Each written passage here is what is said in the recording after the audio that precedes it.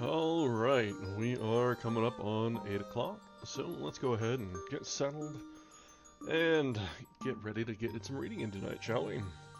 Welcome back, everyone. This is our second night of reading from The Adventures of Sherlock Holmes by the pseudonym Arthur Conan Doyle. Yeah, so yesterday we got through two of the early cases. This particular book is sort of a selection of short stories and cases that each seem to wrap up within one session or one chapter or one short story. So we can get a nice little vignette into what a Sherlock Holmes story and what a case and what the little adventures become. So this has been a pretty good one to start with. So we've had the first case was the Bohemian incident, where we were introduced to Irene. Sherlock's definition of what a woman can be, should be, is. In his twisted mind, that's sort of the epitome, the pedestal that she's been placed upon is to represent all of her kind. Scandal in Bohemia. And then the second was the Red-Headed League that we got through, which was an interesting one. Started out seemingly benign, nothing really going on or going wrong, just an odd case of a red-headed gentleman's club. Not that sort of gentleman's club. But, as with all things, there was a sinister undercurrent leading up to an attempted bank heist, but was thwarted in the end. And we saw some sort of insight into some of the rivals that Sherlock has accrued over the years. And even in both of these cases, there's been sort of his reputation has preceded him, where we've Irene was able to suss him out and identify him and make good on her escape, and the ringleader of the Red-Headed League heist was aware of him, and they've crossed paths in the past, and they've sort of jousted with their wits before in and around London, which we haven't seen, but this is all being sort of hinted to.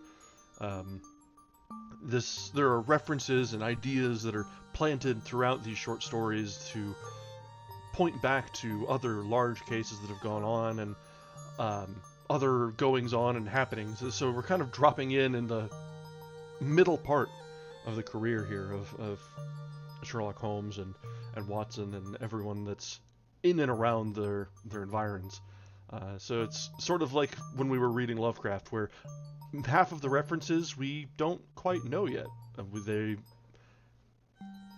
They're referring to things that have happened that may be important or may just be offhand remarks that we're meant to latch onto and wonder and think about more, that what could have happened that time in that specific case, or sort of catch the idea, catch your attention to keep you interested in reading more.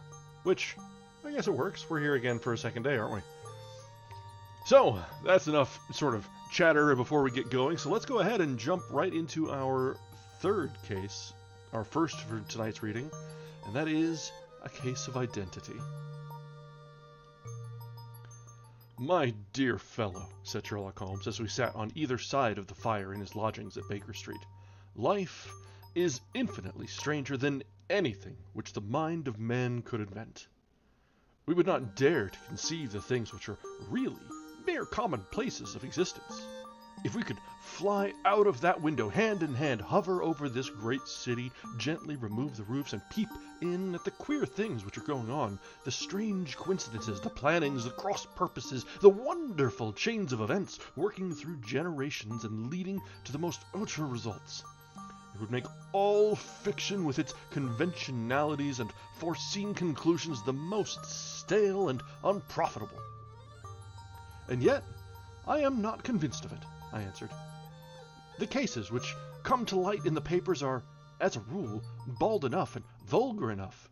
We have in our police reports realism pushed to its extreme limits, and yet the result is, I must be confessed, neither fascinating nor artistic. A certain selection and discretion must be used in producing a realistic effect, remarked Holmes. This is wanting in the police report, where more stress is laid perhaps upon the platitudes of the magistrate than upon the details, which to an observer contain the vital essence of the whole matter. Depend upon it, there is nothing so unnatural as the commonplace. I looked and shook my head. I can quite understand your thinking so, I said.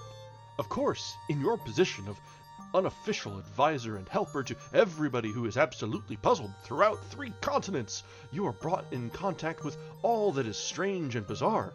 But here, I picked up the morning paper from the ground, let us put it to a practical test.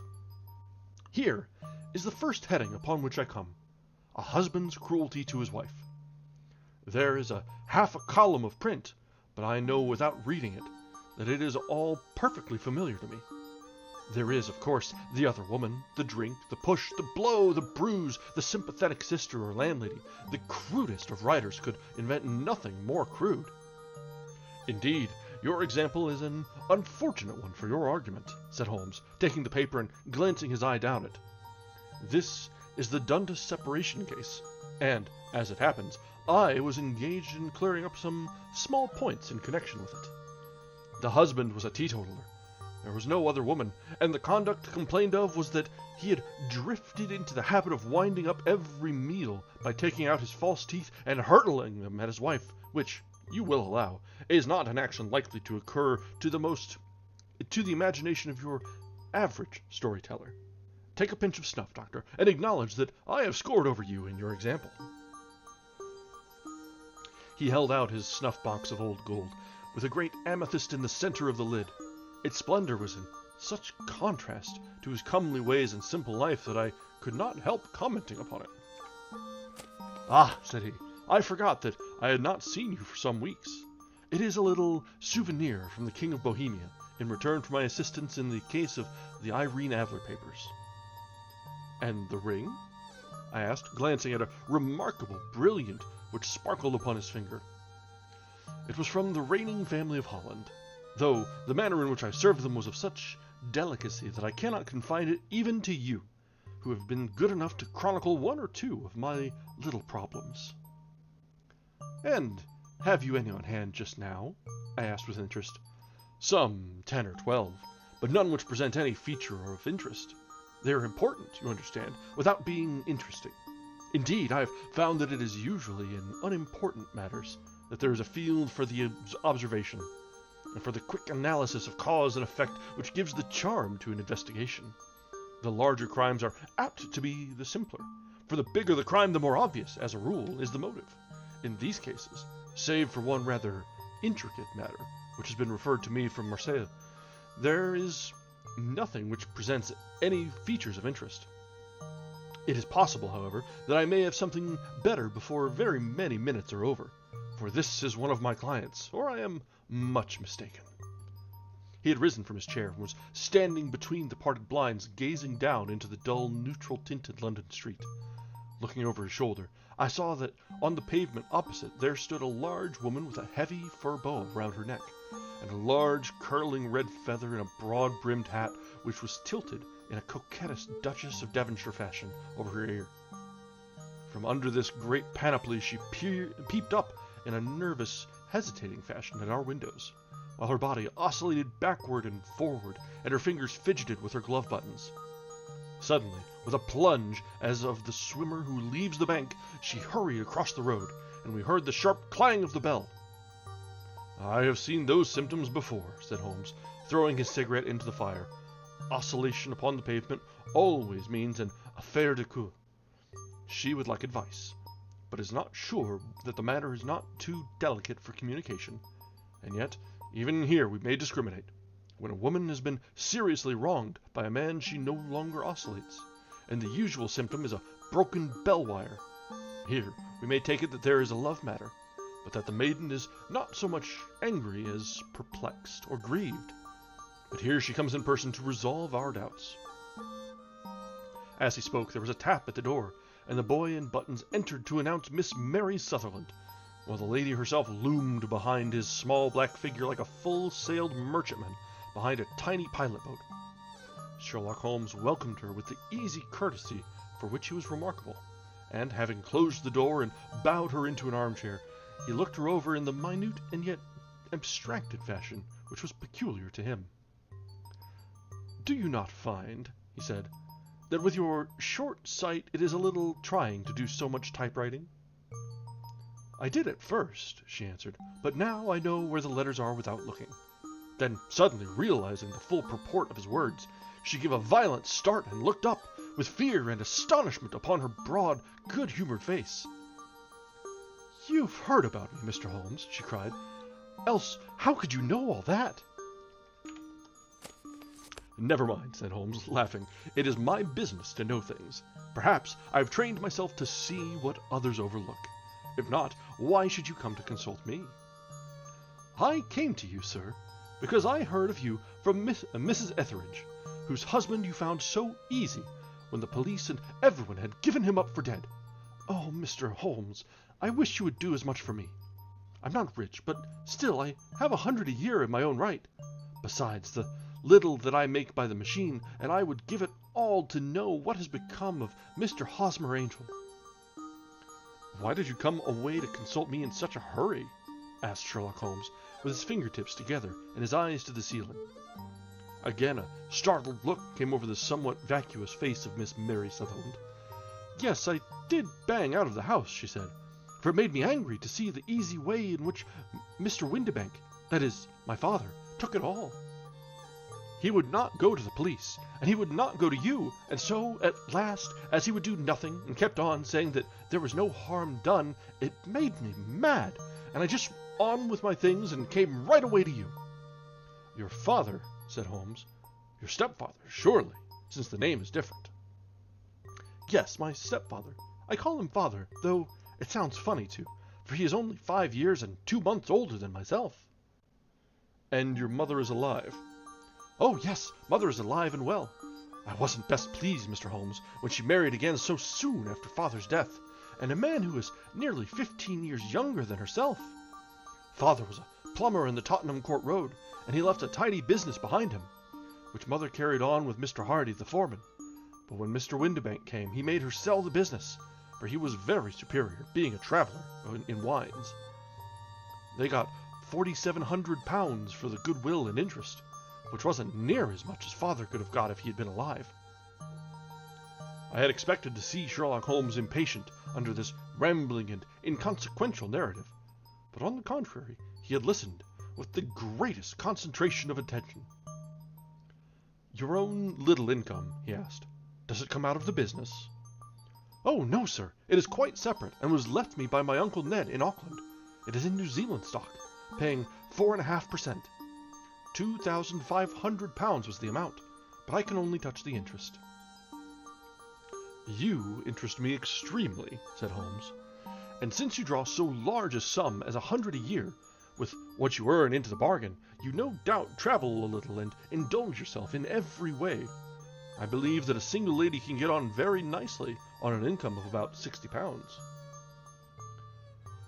"I could do with much less than that, Mr. Holmes, but you understand that as long as I live at home, I don't wish to be a burden on them, and so they have the use of the money just while I am staying with them. Of course, that is only just for the time. Mr. Windibank draws my interest every quarter and pays it over to mother, and I find that I can do pretty well with what I earn at typewriting. It brings me 2 pence a sheet, and I can often do from 15 to 20 sheets in a day." "You have made your position very clear to me," said Holmes. "This is my friend, Dr. Watson, before whom you can speak as freely as before myself. Kindly tell us now all about your connection with Mr. Hosmer Angel." A flush stole over Miss Sutherland's face, and she picked nervously at the fringe of her jacket. "I met him first at the gasfitters' ball," she said. "They used to send father tickets when he was alive, and then afterwards they remembered us and sent them to mother. Mr. Windibank did not wish us to go. He never did wish us to go anywhere. He would get quite mad if I wanted so much as to join a Sunday school treat. But this time I was set on going, and I would go, for what right had he to prevent? He said the folk were not fit for us to know, when all father's friends were to be there. And he said that I had nothing fit to wear, when I had my purple plush that I had never so much as taken out of the drawer. At last, when nothing else would do, he went off to France upon the business of the firm. But we went, mother and I, with Mr. Hardy, who used to be our foreman, and it was there I met Mr. Hosmer Angel. I suppose, said Mr. Holmes, that when Mr. Windibank came back from France he was very annoyed at your having gone to the ball. Oh, well, he was very good about it. He laughed, I remember, and shrugged his shoulders, and said there was no use denying anything to a woman, for she would have her way. I see. Then, at the gasfitters' ball you met, as I understand, a gentleman called Mr. Hosmer Angel. Yes, sir, I met him that night, and he called next day to ask if we had got home all safe. And after that, we met him. That is to say, Mr. Holmes, I met him twice for walks. But after that, father came back again, and Mr. Hosmer Angel could not come to the house any more. No? Well, you know father didn't like anything of the sort. He wouldn't have any visitors if he could help it, and he used to say that a woman should be happy in her own family circle. But then, as I used to say to mother, a woman wants her own circle to begin with, and I had not got mine yet. But how about Mr. Hosmer Angel? Did he make no attempt to see you? Well, father was going off to France again in a week, and Hosmer wrote and said that it would be safer and better not to see each other until he had gone. He could write in the meantime, and he used to write every day. I took the letters in the morning, so there was no need for father to know. Were you engaged to the gentleman at this time? Oh, yes, Mr. Holmes, we were engaged after the first walk we took. Hosmer, Mr. Angel, was a cashier in an office in Leadenhall Street, and... What office? That's the worst of it, Mr. Holmes. I don't know. Where did he live, then? He slept on the premises. And you don't know his address? No, except it was in Leadenhall Street. Where did you address your letters, then? To the Leadenhall Street post office, to be left till called for. He said that if they were sent to the office, he would be chaffed by all the other clerks about having letters from a lady. So I offered to typewrite them, like he did his. But he wouldn't have that, for he said then that when I wrote them, they seemed to come from me. But when they were typewritten, he always felt that the machine had come between us. That will just show you how fond he was of me, Mr. Holmes, and the little things that he would think of. It was most suggestive, said Holmes. It has long been an axiom of mine that the little things are infinitely the most important. Can you remember any other little things about Mr. Hosmer Angel? He was a very shy man, Mr. Holmes. He would rather walk with me in the evening than in the daylight, for he said that he hated to be conspicuous. Very retiring and gentlemanly he was. Even his voice was gentle. He had the quinsy and swollen glands when he was young, he told me, and it had left him with a weak throat and a hesitating, whispering fashion of speech. He was always well dressed, very neat and plain, but his eyes were weak, just as mine are, and he wore tinted glasses against the glare. Well, and what happened when Mr. Windibank, your stepfather, returned to France? Mr. Hosmer Angel came to the house again, and proposed that we should marry before father came back. He was in dreadful earnest, and made me swear, with my hand on the testament, that whatever happened, I would always be true to him. Mother said he was quite right to make me swear, and that it was a sign of his passion. Mother was all in his favor from the first, and was even fonder of him than I was. Then, when they talked of marrying within the week, I began to ask about father. But they both said never mind about father, but just to tell him afterwards. And mother said she would make it all right with him. I didn't quite like that, Mr. Holmes. It seemed funny that I should ask his leave, and as he was only a few years older than me. But I didn't want to do anything on the sly, so I wrote to father at Bordeaux, where the company has its French offices. But the letter came back to me on the very evening of the wedding. It missed him then. Yes, sir, for he had started to England just before it arrived. Ha! That was unfortunate. Your wedding was arranged then, for the Friday. Was it to be in church?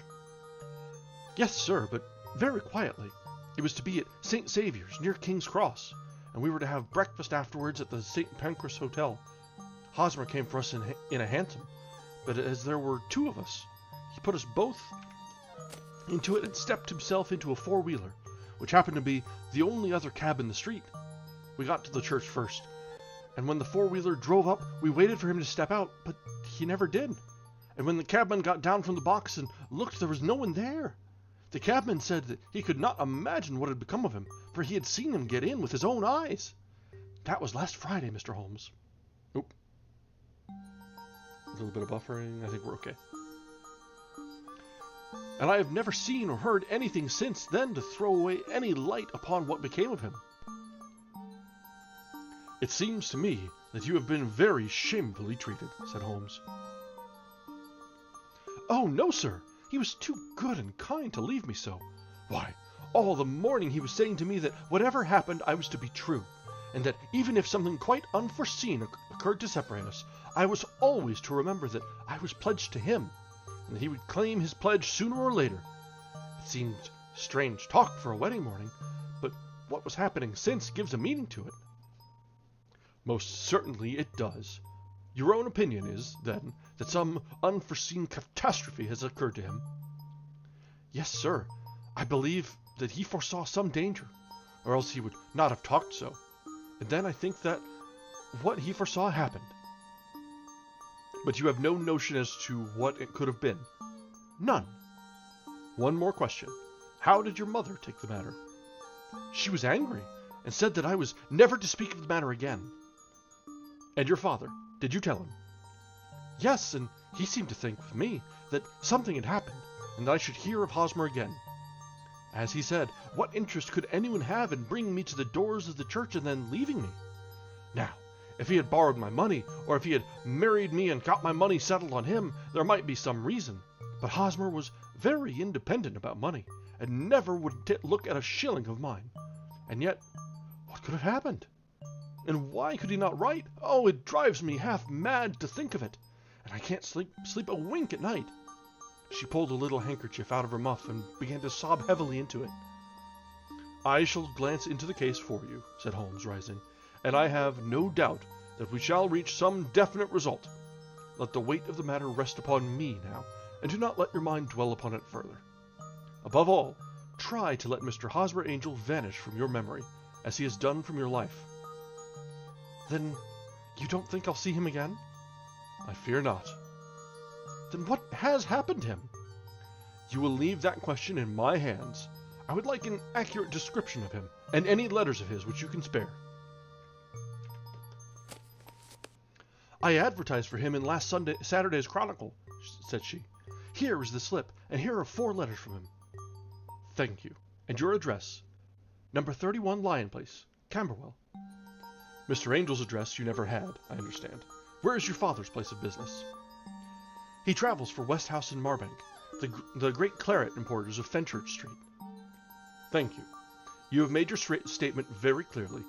You will leave the papers here, and remember the advice which I have given you. Let the whole incident be a sealed book, and do not allow it to affect your life. You are very kind, Mr. Holmes, but I cannot do that.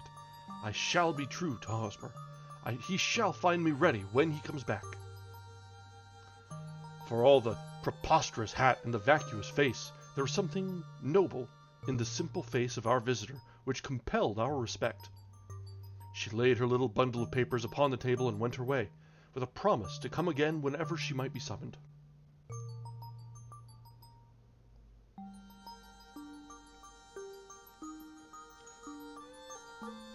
Sherlock Holmes sat silent for a few minutes, with his fingertips still pressed together, his legs stretched out in front of him, and his gaze directed upward to the ceiling. Then he took down from the rack the old and oily clay pipe, which was to him as a counselor, and having lit it, he leaned back in his chair, with the thick blue cloud wreaths spinning up from him, and a look of infinite languor in his face. Quite an interesting study, that maiden, he observed. I found her more interesting than her little problem, which, by the way, is rather a trite one. You will find parallel cases if you consult my index. In Andover in '77, there was something of the sort at the Hog last year. Old as is the idea, however, there were 1 or 2 details which were new to me, but the maiden herself was most instructive. You appeared to read a good deal upon her, which was quite invisible to me, I remarked. Not invisible, but unnoticed, Watson. You did not know where to look, and so you missed all that was important. I can never bring you to realize the importance of sleeves, the suggestiveness of thumbnails, or the great issues that may hang from a bootlace. Now, what did you gather from that woman's appearance? Describe it. Well, she had a slate-colored, broad-brimmed straw hat, with a feather of a brickish red. Her jacket was black, with black beads sewn upon it, and a fringe of little black jet ornaments. Her dress was brown, rather darker than coffee color, with a little purple plush at the neck and sleeves. Her gloves were grayish, and were worn through at the right forefinger. Her boots I didn't observe. She had a small, round, hanging golden earrings, and a general air of being fairly well-to-do in a vulgar, comfortable, easy-going way. Sherlock Holmes clapped his hands softly together and chuckled. Upon my word, Watson, you are coming along wonderfully. You have really done very well indeed. It is true that you have missed everything of importance, but you have hit upon the method, and you have a quick eye for color. Never trust to general impressions, my boy, but concentrate yourself upon details. My first glance is always at a woman's sleeve. In a man it is perhaps better first to take the knee of the trouser. As you observe, this woman had plush upon her sleeves, which is a most useful material for showing traces. The double line a little above the wrist, where the typewritist presses against the table, was beautifully defined. The sewing machine of the hand type leaves a similar mark, but only on the left arm, and on the side of it farthest from the thumb, instead of being right across the broadest part, as this was. I then glanced at her face, and observing the dint of a pince-nez at either side of her nose, I ventured a remark upon short sight and typewriting, which seemed to surprise her. It surprised me. But surely it was obvious. I was then much surprised and interested on glancing down to observe that, though the boots which she was wearing were not unlike each other, they were really odd ones, the one having a slightly decorated toe cap, and the other a plain one. One was buttoned only in the 2 lower buttons out of 5, and the other at the 1st, 3rd, and 5th. Now, when you see that a young lady, otherwise neatly dressed, has come away from home with odd boots, half-buttoned, it is no great deduction to say that she has come away in a hurry. And what else? I asked, keenly interested, as I always was, by my friend's incisive reasoning. I noted, in passing, that she had written a note before leaving home, but after being fully dressed. You observed that her right glove was torn at the forefinger, but you did not apparently see that both glove and finger were stained with violet ink. She had written in a hurry and dipped her pen too deep. It must have been this morning, or the mark would not remain clear upon her finger. All this is amusing, though rather elementary. But I must go back to business, Watson.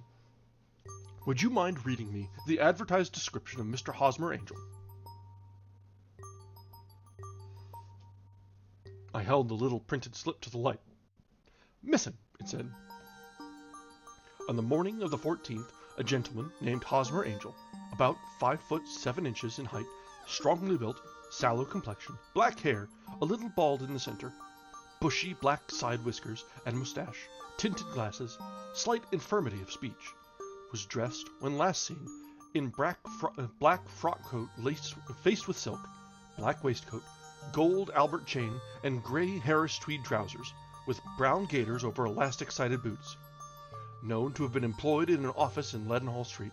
Anybody bringing, etc., etc. That will do, said Holmes. As to the letters, he continued, glancing over them, they are very commonplace. Absolutely no clue in them to Mr. Angel, save that he quotes Balzac once. There's one remarkable point, however, which will no doubt strike you. They are typewritten, I remarked. Not only that, but the signature is typewritten. Look at the neat little Hosmer Angel at the bottom. There is a date, you see, but no superscription, except Leadenhall Street, which is rather vague. The point about the signature is very suggestive. In fact, we may call it conclusive. Of what? My dear fellow, is it possible you do not see how strongly it bears upon the case?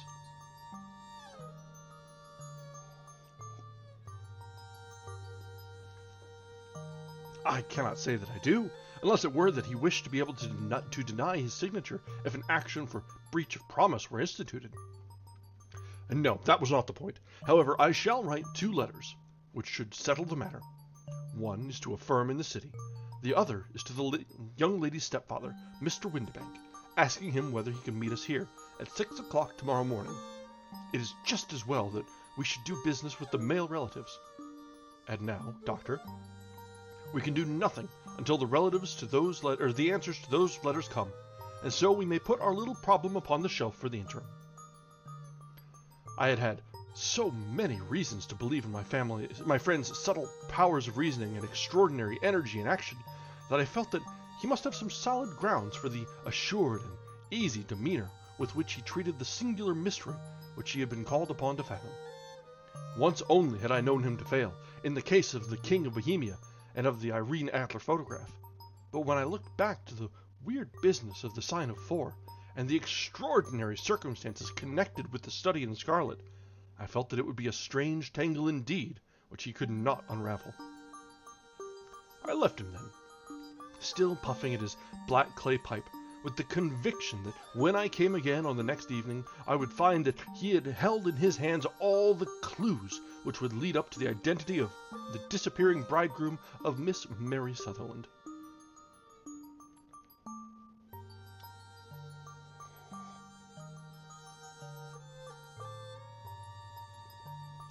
A professional case of great gravity was engaging my own attention at the time, and the whole of next day I was busy at the bedside of the sufferer.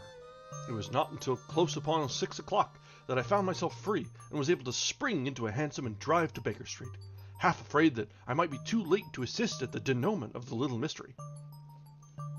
I found Sherlock Holmes alone, however, half asleep, with his long, thin form curled up in the recesses of his armchair. A formidable array of bottles and test tubes, with the pungent, cleanly smell of hydrochloric acid, told me that he had spent his day in the chemical work which was so dear to him. "Well, have you solved it?" I asked as I entered. "Yes, it was the bisulfate of baryta." No, the mystery!" I cried. "Oh, that!" I thought of the salt that I had been working upon. There was never any mystery in the matter, though, as I said it yesterday, some of the details are of interest. The only drawback is that there is no law, I fear, that can touch the scoundrel. Who was he, then, and what was his object in deserting Miss Sutherland? The question was hardly out of my mouth, and Holmes had not yet opened his lips to reply when we heard a heavy footfall in the passage and a tap at the door. "This is the girl's stepfather, Mr. James Windibank," said Holmes. "He has written to me to say that he would be here at 6. Come in!" The man who entered was a sturdy, middle-sized fellow, some 30 years of age, clean-shaven and sallow-skinned, with a bland, insinuating manner, and a pair of wonderfully sharp and penetrating gray eyes. He shot a questioning glance at each of us, placed his shiny top hat upon the sideboard, and with a slight bow, sidled down into the nearest chair. "Good evening, Mr. James Windibank," said Holmes. "I think that this typewritten letter is from you, in which you made an appointment with me for 6 o'clock. "Yes, sir, I am afraid I am a little late. But I am not quite my own master, you know.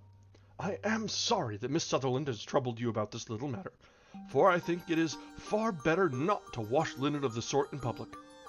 It was quite against my wishes that she came, but she is a very excitable, impulsive girl, as you may have noticed. And she is not easily controlled when she has made up her mind on a point. Of course, I did not mind so much, as you are not connected with the official police, but it is not pleasant to have a family misfortune like this noised abroad. Besides, it is a useless expense, for how could you possibly find this Hosmer Angel?" "On the contrary," said Holmes quietly, "I have every reason to believe that I will succeed in discovering Mr. Hosmer Angel." Mr. Windibank gave a violent start and dropped his gloves. "I am delighted to hear it," he said. "It is a curious thing," remarked Holmes, "that a typewriter has really quite as much individuality as a man's handwriting. Unless they are quite new, no two of them write exactly alike.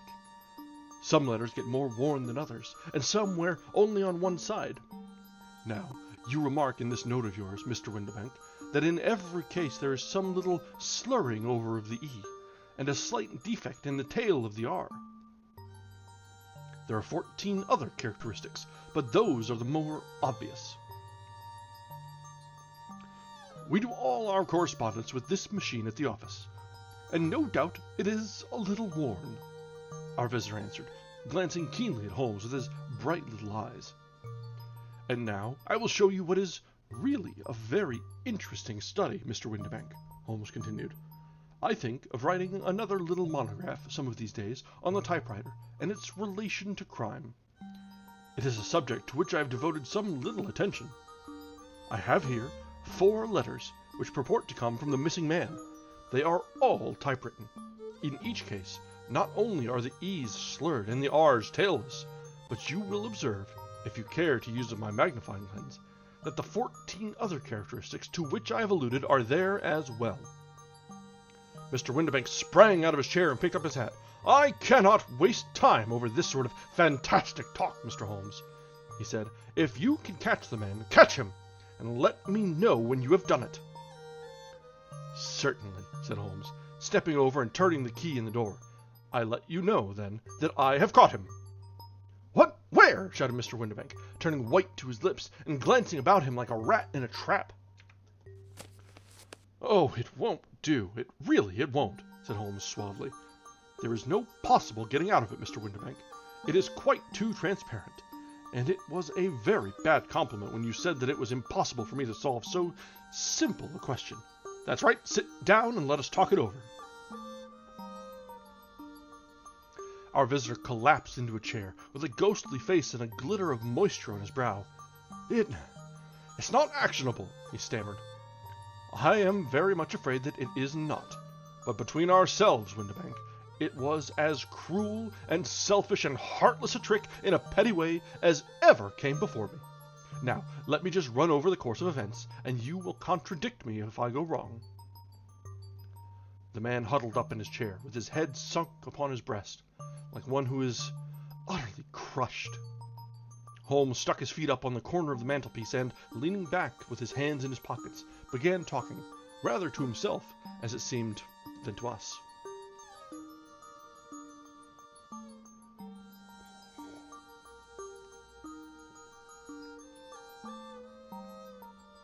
The man married a woman very much older than himself for her money, said he, and he enjoyed the use of the money of the daughter as long as she lived with them. It was a considerable sum for people in their position, and the loss of it would have made a serious difference. It was worth an effort to preserve it.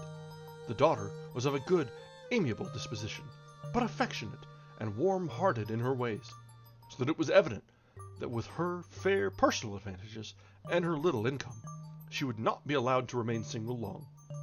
Now, her marriage would mean, of course, the loss of 100 a year. So what does her stepfather do to prevent it?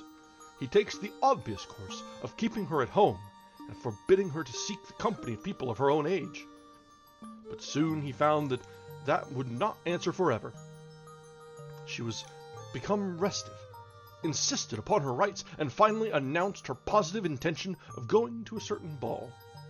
What does her clever stepfather do then? He conceives an idea more creditable to his head than to his heart.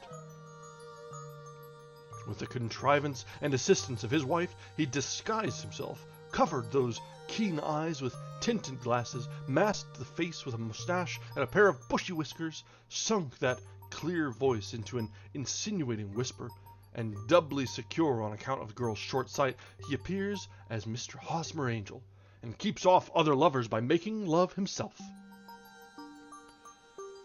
It was only a joke at first, groaned our visitor. We never thought that she would have been so carried away. Very likely not. However that may be, the young lady was very decidedly carried away, and having quite made up her mind that her stepfather was in France, the suspicion of treachery never for an instant entered her mind. She was flattered by the gentleman's attentions, and the effect was increased by the loudly expressed admiration of her mother. Then Mr. Angel began to call, for it was obvious that the matter should be pushed as far as it would go if a real effect were to be produced. There were meetings, and an engagement, which would finally secure the girl's affections from turning toward anyone else. But the deception could not be kept up forever. These pretended journeys to France were rather cumbrous. The thing to do was clearly to bring the business to an end in such a dramatic manner that it would leave a permanent impression upon the young lady's mind, and prevent her from looking upon any other suitor for some time to come. Hence those vows of fidelity exacted upon a testament, and hence also the allusions to a possibility of something happening on the very morning of the wedding. James Windibank wished Miss Sutherland to be so bound to Hosmer Angel, and so uncertain as to his fate, that for 10 years to come, at any rate, she would not listen to another man. So far as the church door he brought her, and then, as he could go no further, he conveniently vanished away by the old trick of stepping in at one door of a four-wheeler and out at the other. I think that was the chain of events, Mr. Windibank. Our visitor had recovered something of his assurance, while Holmes had been talking, and he rose from his chair now with a cold sneer upon his pale face. "It may be so, or it may not, Mr. Holmes," said he, "but if you are so very sharp, you ought to be sharp enough to know that it is you who are breaking the law now and not me. I have done nothing actionable from the first, but as long as you keep that door locked, you lay yourself open to an action for assault and illegal constraint." "The law cannot, as you say, touch you," said Holmes, unlocking and throwing open the door. "Yet there never was a man who deserved punishment more. If the young lady has a brother or a friend, he ought to lay a whip across your shoulders. By Jove," he continued, flushing up at the sight of the bitter sneer upon the man's face, "it is not part of my duties to my client. But here's a hunting crop handy, and I think I shall just treat myself to—" He took 2 swift steps to the whip, but before he could grasp it there was a wild clatter of steps upon the stairs. The heavy hall door banged, and from the window we could see Mr. James Windibank running at the top of his speed down the road. "There's a cold-blooded scoundrel," said Holmes, laughing as he threw himself down into his chair once more. "That fellow will rise from crime to crime until he does something very bad and ends on a gallows. The case has, in some respects, been not entirely devoid of interest." "I cannot now entirely see all the steps of your reasoning," I remarked. "Well, of course it was obvious from the first that this Mr. Hosmer Angel must have been some strong object for his curious conduct, and it was equally clear that the only man who really profited by the incident, as far as we could see, was the stepfather. Then the fact that the 2 men were never together, but that the one always appeared when the other was away, was suggestive. So were the tinted spectacles and the curious voice, which both hinted at a disguise, as did the bushy whiskers. My suspicions were all confirmed by his peculiar action in typewriting his signature, which, of course, inferred that his handwriting was so familiar to her that she would recognize even the smallest sample of it. You see, all these isolated facts, together with many minor ones, all pointed in the same direction." "And how did you verify them?" "Having once spotted my man, it was easy to get corroboration. I knew the firm for which this man worked. Having taken the printed description, I eliminated everything from it which could be the result of a disguise, the whiskers, the glasses, the voice, and I sent it to the firm, with a request that they would inform me whether it answered to the description of any of their travelers. I had already noticed the peculiarities of the typewriter, and I wrote to the man himself at his business address asking him if he would come here. As I expected, his reply was typewritten and revealed the same trivial but characteristic defects. The same post brought me a letter from Westhouse and Marbank, of Fenchurch Street, to say that the description tallied in every respect with that of their employee, James Windibank. Voilà tout! And Miss Sutherland, if I tell her, she will not believe me. You may remember the old Persian saying, 'There is danger for him who taketh the tiger cub, and danger also for whoso snatches a delusion from a woman.' There is as much sense in Hafiz as in Horace, and as much knowledge of the world. And that is the end of A Case of Identity. So, no crime to be solved in this one, but there is certainly a crime of conscience, I should say.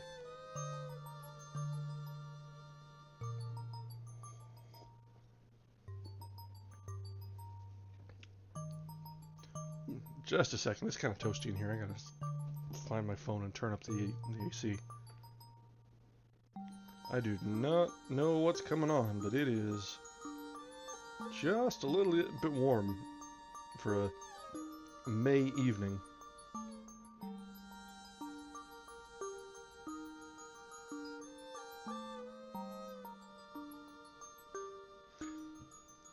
Yeah, that guy was something else. Like, between marrying the mother, who was about 15 years his elder, which I'm not one to judge, but that's a bit of a stretch. My rule has always been keep it in range so that you have the same lived experience.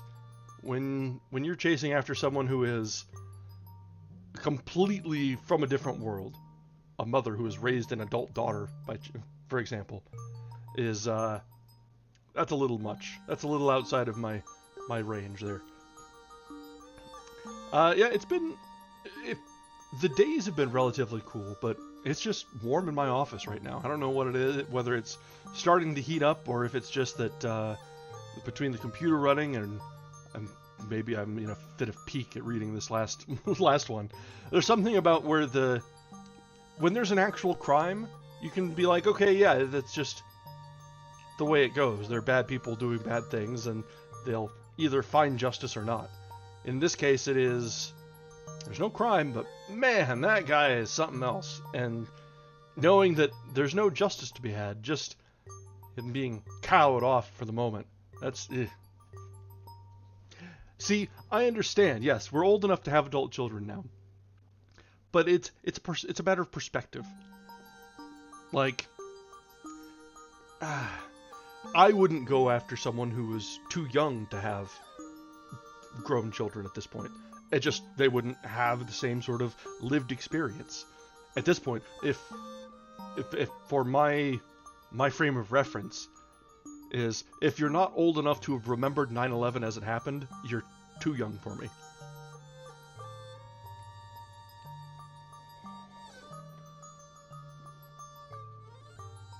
That's yeah, exactly.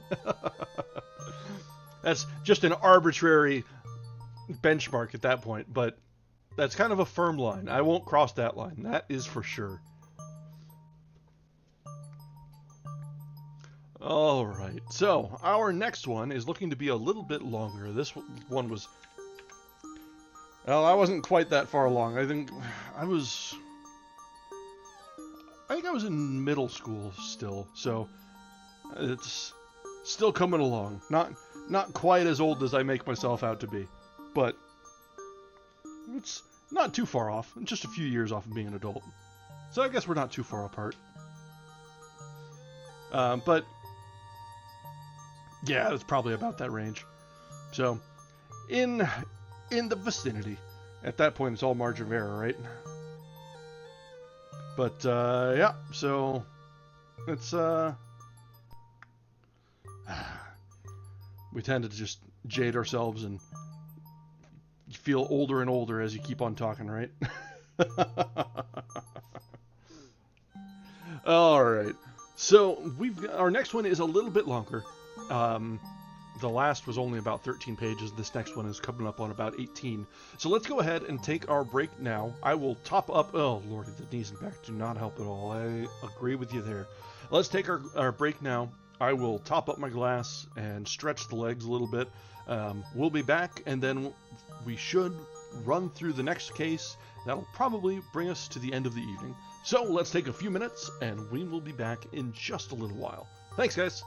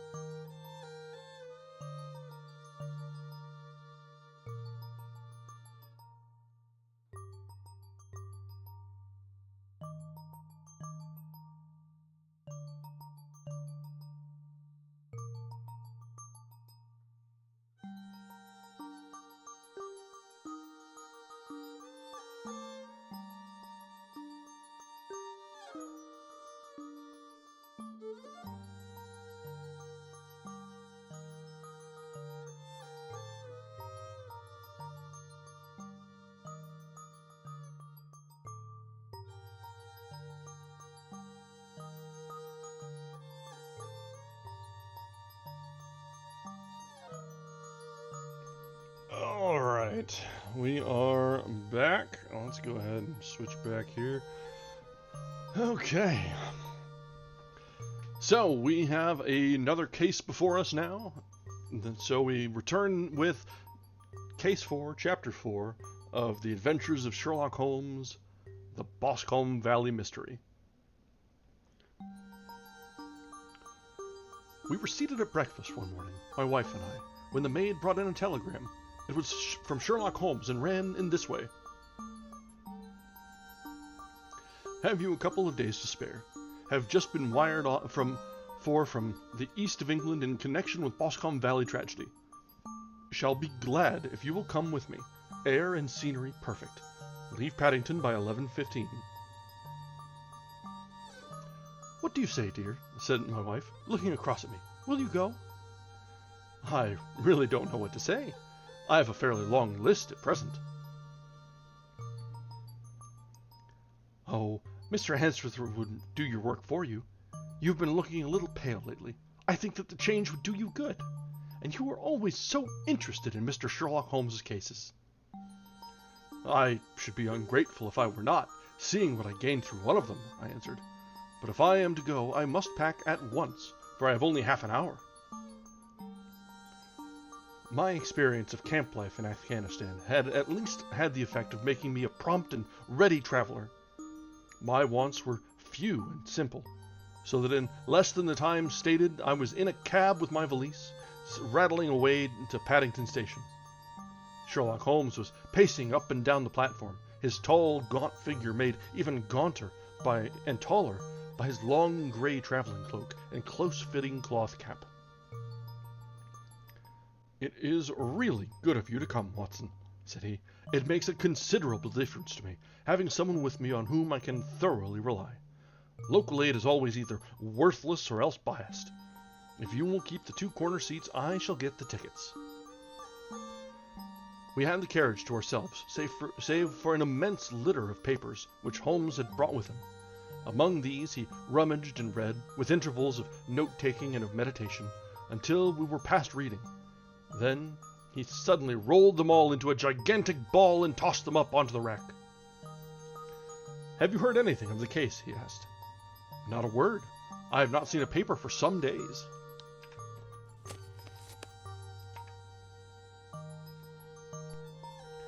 The London press has not had very full accounts. I have just been looking through all the recent papers in order to master the particulars. It seems, from what I gather, to be one of those simple cases which are so extremely difficult. That sounds a little paradoxical, but it is profoundly true. Singularity is almost invariably a clue. The more featureless and commonplace a crime is, the more difficult it is to bring it home. In this case, however, they have established a very serious case against the son of the murdered man. It is a murder, then? Well, it is conjectured to be so. I shall take nothing for granted until I have the opportunity of looking personally into it. I will explain the state of things to you, as far as I have been able to understand it, in a very few words. Boscombe Valley is a country district not very far from Ross, in Herefordshire. The largest landed proprietor in that part is a Mr. John Turner, who made his money in Australia and returned some years ago to the old country. One of the farms which he held, that of Hatherley, was let to Mr. Charles McCarthy, who was also an ex-Australian. The men had known each other in the colonies, so that it was not unnatural that when they came to settle down, they should do so as near each other as possible. Turner was apparently the richer man, so McCarthy became his tenant, but still remained, it seems, upon terms of perfect equality, as they were frequently together. McCarthy had one son, a lad of 18, and Turner had an only daughter of the same age, but neither of them had wives living. They appear to have avoided the society of the neighboring English families, and to have led retired lives, though both the McCarthys were fond of sport, and were frequently seen at the race meetings of the neighborhood. McCarthy kept 2 servants, a man and a girl. Turner had a considerable household, some half-dozen at the least. That is as much as I have been able to gather about the families. Now for the facts. On June 3rd, that is, on Monday last, McCarthy left his house at Hatherley about 3 in the afternoon and walked down to the Boscombe Pool, which is a small lake formed by the spreading out of the stream which runs down the Boscombe Valley. He had been out with his serving man in the morning at Ross, and he had told the man that he must hurry, as he had an appointment of importance to keep at 3. From that appointment, he never came back alive. From Hatherley farmhouse to the Boscombe Pool is a 1/4 of a mile, and 2 people saw him as he passed over this ground. One was an old woman, whose name was not mentioned, and the other was William Crowder, a gamekeeper in the employ of Mr. Turner. Both these witnesses depose that Mr. McCarthy was walking alone. The gamekeeper adds that within a few minutes of his seeing Mr. McCarthy pass, he had seen his son, Mr. James McCarthy, going the same way with a gun under his arm. To the best of his belief, the father was actually in sight at the time, and the son was following him. He thought no more of the matter until he heard in the evening of the tragedy what that had occurred. The 2 McCarthys were seen after the time when William Crowder, the gamekeeper, lost sight of them. The Boscombe Pool is thickly wooded round, with just a fringe of grass and of reeds round the edge. A girl of 14, Patience Moran, who is the daughter of the lodge-keeper of the Boscombe Valley estate, was in one of the woods picking flowers. She states that while she was there she saw, at the border of the wood and close by the lake, Mr. McCarthy and his son, and that they appeared to be having a violent quarrel. She heard Mr. McCarthy and the elder using very strong language to his son, and she saw the latter raise up his hand as if to strike his father. She was so frightened by their violence that she ran away and told her mother when she reached home that she had left the 2 McCarthys quarreling near Boscombe Pool, and that she was afraid that they were going to fight. She had hardly said the words when young Mr. McCarthy came running up to the lodge to say that he had found his father dead in the wood, and to ask for the help of the lodge-keeper.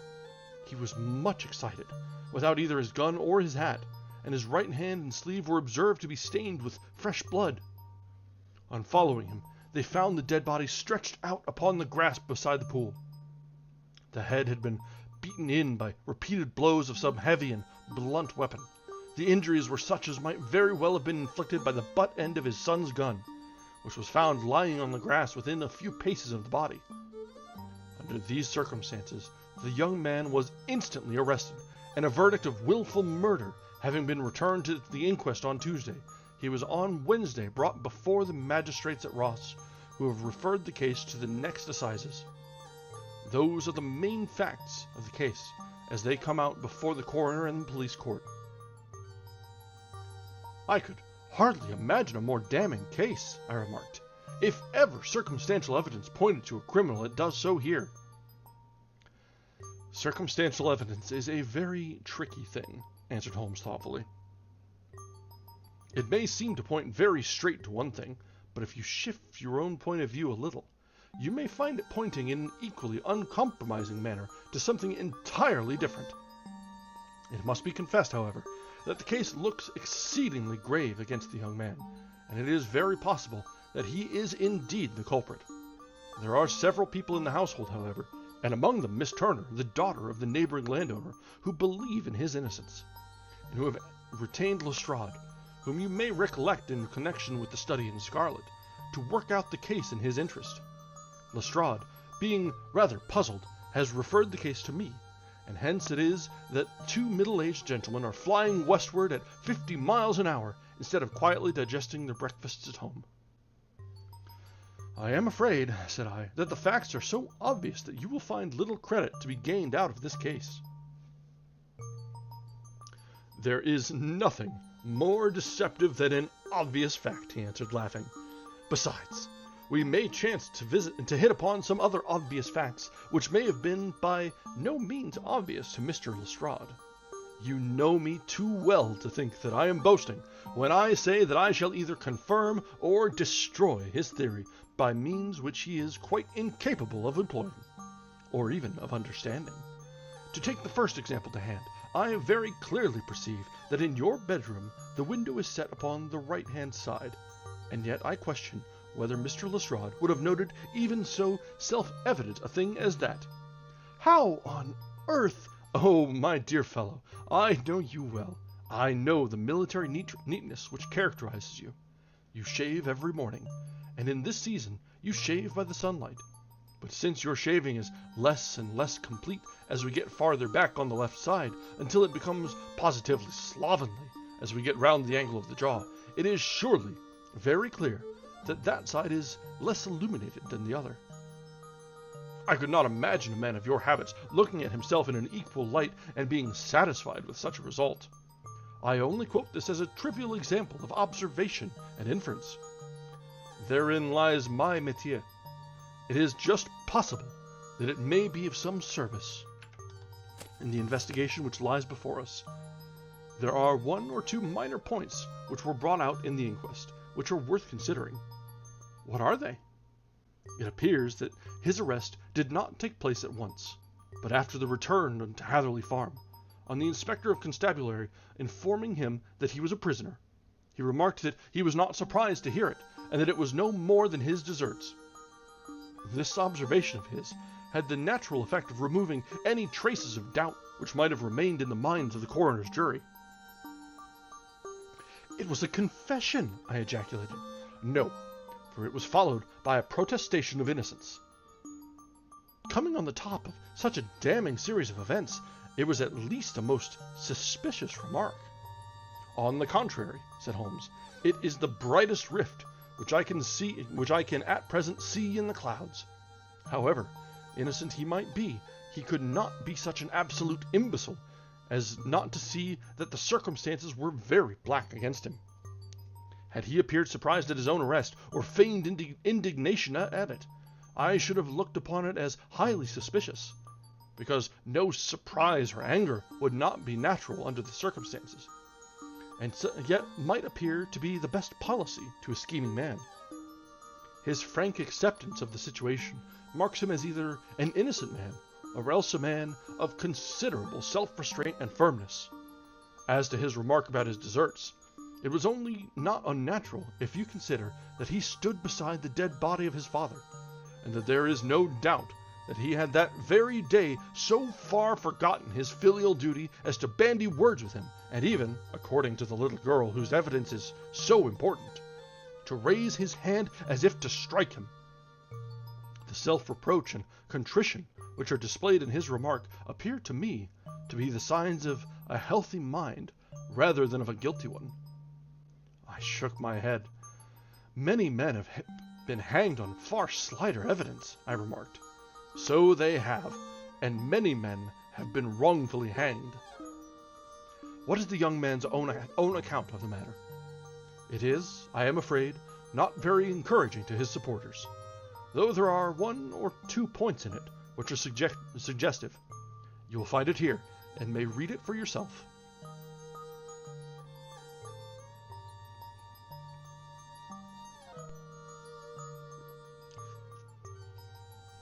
He picked out from his bundle a copy of the local Herefordshire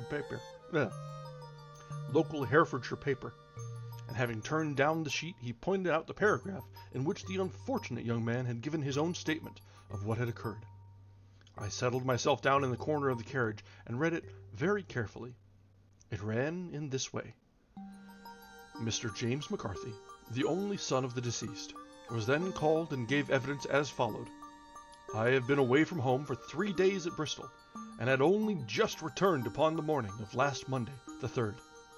My father was absent from home at the time of my arrival, and I was informed by the maid that he had driven over to Ross with John Cobb, the groom.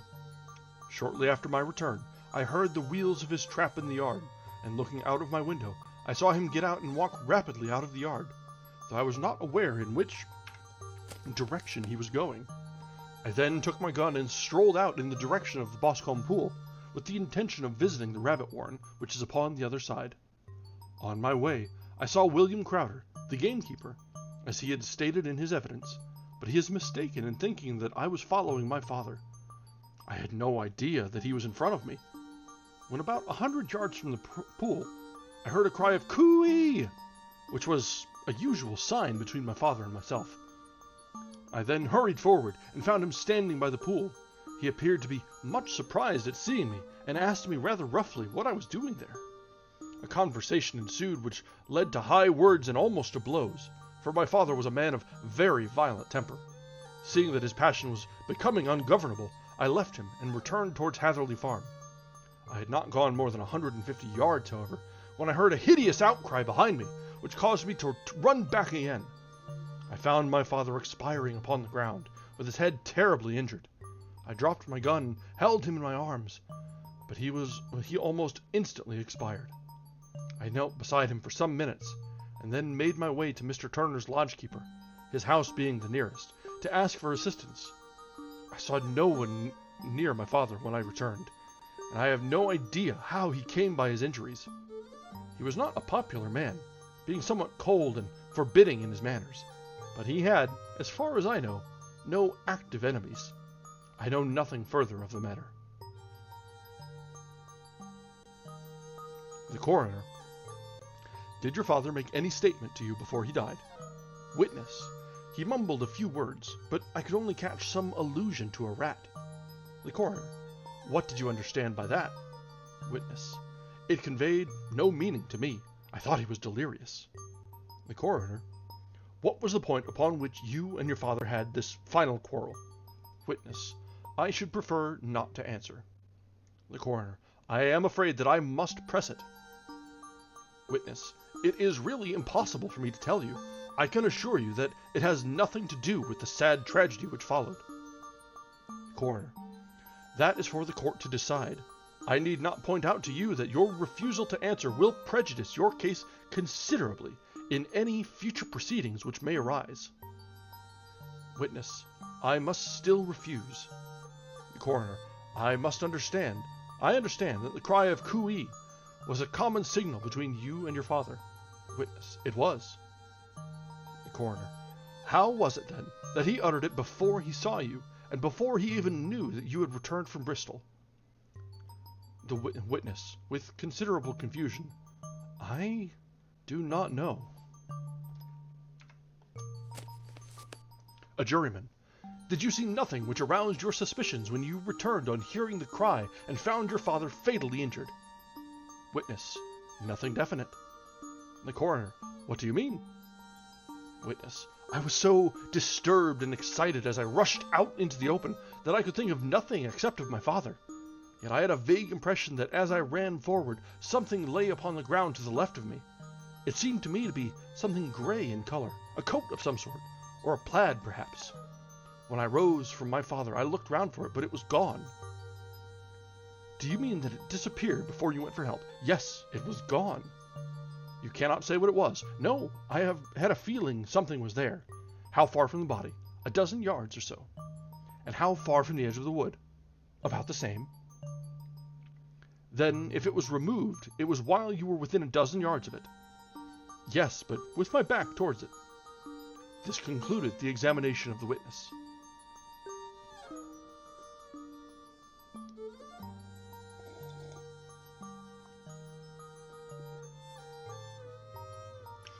I see, said I, as I glanced down the column, that the coroner, in his concluding remarks, was rather severe upon young McCarthy.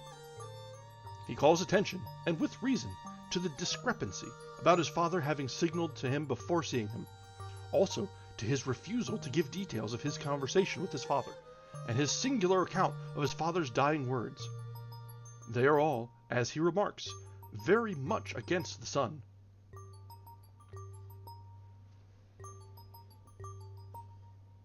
Holmes laughed softly to himself, and stretched himself out upon the cushioned seat. Both you and the coroner have been at some pains, said he, to single out the very strongest points in the young man's favor. Don't you see that you alternately give him credit for having too much imagination and too little? Too little, if he could not invent a cause of quarrel which would give him the sympathy of the jury. Too much, if he evolved from his own inner consciousness anything so outre as a dying reference to a rat. In the incident of the vanishing cloth, no, sir, I shall approach this case from the point of view that what this young man says is true, and we shall see whither the hypothesis will lead us. And now, here is my pocket Petrarch. And not another word shall I say of this case until we are on the scene of action. We lunch at Swindon, and I see that we shall be there in 20 minutes. It was nearly 4 o'clock when we, at last, after passing through the beautiful Stroud Valley and over the broad, gleaming Severn, found ourselves at the pretty little country town of Ross. A lean, ferret-like man, furtive and sly-looking, was waiting for us upon the platform. In spite of the light brown dust coat and leather leggings which he wore in deference to his rustic surroundings, I had no difficulty in recognizing Lestrade of Scotland Yard. With him we drove to the Hereford Arms, where a room was already been engaged for us. "I have ordered a carriage," said Lestrade, as we sat over a cup of tea. "I knew your energetic nature, and that you would not be happy until you had been on the scene of the crime." "It was very nice and complimentary of you," Holmes answered. "It is entirely a question of barometric pressure." Lestrade looked quite startled. "I do not quite follow," he said. "How is the glass? 29, I see. No wind, and not a cloud in the sky. I have a case full of cigarettes here which need smoking, and the sofa is very much superior to the usual country hotel abomination. I do not think that it is probable that I shall use the carriage tonight." Lestrade laughed indulgently. "You have, no doubt, already formed your conclusions from the newspapers," he said. "The case is as plain as a pikestaff, and the more one goes into it, the plainer it becomes. Still, of course, one can't refuse a lady, and such a very positive one, too. She has heard of you, and would have your opinion, though I repeatedly told her that there was nothing which I had not already done. Why, bless my soul, here is her carriage at the door." He had hardly spoken before there rushed into the room one of the most lovely young women that I have ever seen in my life. Her violet eyes shining, her lips parted, a pink flush upon her cheeks, all thought of her natural reserve lost in her overpowering excitement and concern. "Oh, Mr. Sherlock Holmes!" she cried, glancing from one to the other of us, and finally, with a woman's quick intuition, fastening upon my companion. "I am so glad that you have come. I have driven down to tell you so. I know that James didn't do it. I know it, and I want you to start upon your work knowing it too. Never let yourself doubt upon that point. We have known each other since we were little children, and I know his faults as no one else does, but he is too tender-hearted to hurt a fly. Such a charge is absurd to anyone who really knows him." "I hope we may clear him, Miss Turner," said Sherlock Holmes. "You may rely upon my doing all that I can." "But you have read the evidence. You have formed some conclusion? Do you not see some loophole, some flaw? Do you not think yourself that he is innocent?" "I think that it is very probable." "There now," she cried, throwing back her head and looking defiantly at Lestrade. "You hear? He gives me hopes." Lestrade shrugged his shoulders. "I am afraid that my colleague has been a little quick in forming his conclusions," he said. "But he is right. Oh, I know that he is right. James never did it. And about his quarrel with his father, I am sure that the reason why he would not speak about it to the coroner was because I was concerned in it." "In what way?" asked Holmes. "It is no time for me to hide anything. James and his father had many disagreements about me. Mr. McCarthy was very anxious that there should be a marriage between us. James and I have always loved each other as brother and sister, but of course he is young and has seen very little of life yet, and, well, he naturally did not wish to do anything like that yet. So there were quarrels, and this, I am sure, was one of them." "And your father," asked Holmes, "was he in favor of such a union?" "No, he was averse to it also. No one but Mr. McCarthy was in favor of it." A quick blush passed over her fresh young face, as Holmes shot one of his keen, questioning glances at her. "Thank you for the information," said he. "May I see your father if I call tomorrow?" "I am afraid the doctor won't allow it." "The doctor?" "Yes, have you not heard?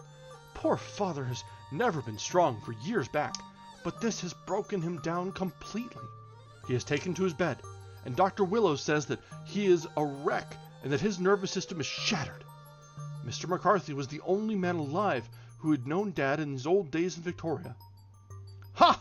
In Victoria. That is important. Yes, at the mines. Quite so, at the gold mines, where, as I understand, Mr. Turner made his money. Yes, certainly. Thank you, Miss Turner. You've been of material assistance to me. You will tell me if you have any news tomorrow. No doubt you will go to the prison to see James. Oh, if you do, Mr. Holmes, do tell him that I know him to be innocent. I will, Miss Turner.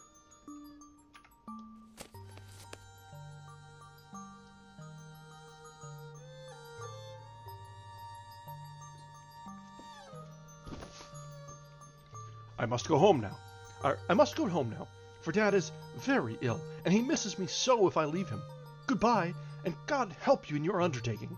She hurried from the room as impulsively as she had entered, and we heard the wheels of her carriage rattle off down the street. I am ashamed of you, Holmes, said Lestrade with dignity after a few minutes' silence. Why should you raise up hopes which you are bound to disappoint? I am not over-tender of heart, but I call it cruel. I think that I see my way to clearing James McCarthy, said Holmes. Have you an order to see him in prison? Yes, but only for you and me. Then I shall reconsider my resolution about going out. We still have time to make a train to Hereford and see him tonight. Ample. Then let us do so. Watson, I fear that you will find it very slow, but I shall be only away a couple of hours. I walked down to the station with them, and then wandered through the streets of the little town, finally returning to the hotel, where I lay upon the sofa and tried to interest myself in a yellow-backed novel. The puny plot of the story was so thin, however, when compared to the deep mystery through which we were groping, and I found my attention wander so continually from the action to the fact, that I at last flung it across the room and gave myself up entirely to a consideration of the events of the day. Supposing that this unhappy young man's story were absolutely true, then what hellish thing, what absolutely unforeseen and extraordinary calamity could have occurred between the time when he parted from his father and the moment when, drawn back by his screams, he rushed into the glade? It was something terrible and deadly. What could it be? Might not the nature of the injuries reveal something to my medical instincts? I rang the bell and called for the weekly county paper, which contained a verbatim account of the inquest. In the surgeon's deposition, it was stated that the posterior third of the left parietal bone and the left half of the occipital bone had been shattered by a heavy blow from a blunt weapon. I marked the spot upon my own head. Clearly, such a blow must have been struck from behind. That was to some extent in favor of the accused, as when seen quarreling, he was face to face with his father. Still, it did not go for very much, for the older man might have turned his back before the blow fell. Still, it might be worthwhile to call Holmes's attention to it. Then there was the peculiar dying reference to a rat. What could that mean? It could not be delirium. A man dying from a sudden blow does not commonly become delirious. No, it was more likely to be an attempt to explain how he met his fate. But what could it indicate? I cudgeled my brains to find some possible explanation. And then the incident of the grey cloth seen by young Mr. McCarthy. If that were true, the murderer must have dropped some part of his dress, presumably his overcoat, in his flight, and must have had the hardihood to return and to carry it away at the instant when the son was kneeling with his back turned not a dozen paces off. What a tissue of mysteries and improbabilities the whole thing was! I did not wonder at Lestrade's opinion, and yet I had so much faith in Sherlock Holmes' insight that I could not lose hope as long as every fresh fact seemed to strengthen his conviction of young McCarthy's innocence. It was late before Sherlock Holmes returned. He came back alone, for Lestrade was staying at lodgings in the town.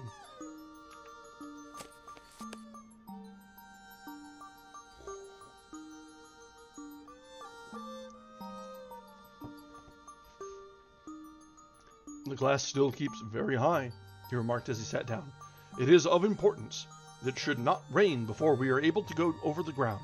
On the other hand, a man should be at his very best and keenest for such nice work as that, and I did not wish to do it when flagged by a long journey. I have seen young McCarthy. And what did you learn from him? Nothing. Could he throw no light? None at all.